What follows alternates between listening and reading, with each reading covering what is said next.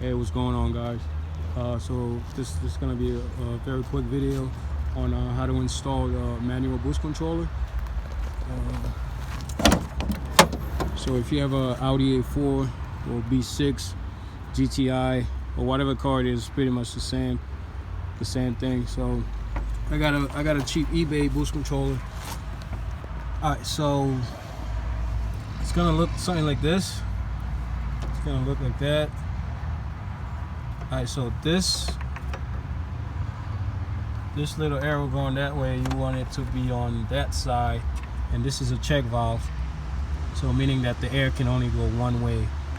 So, and this line right here is going to your wastegate. So if you have a stock turbo, it will still go in the same way. It will still go on wherever the wastegate is. On the B5, it will most likely be like somewhere under here. And this line right here, it usually go. You usually have a fitting right here on the turbo, but I didn't want to drill the turbo, so I put it right here. I tee off the line going to the manifold.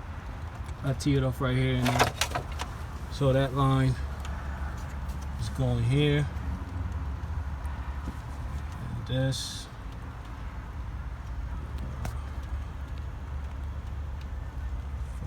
focus. This should not focus. Yeah, so this right here going to the wastegate, and that one, and that's pretty much it.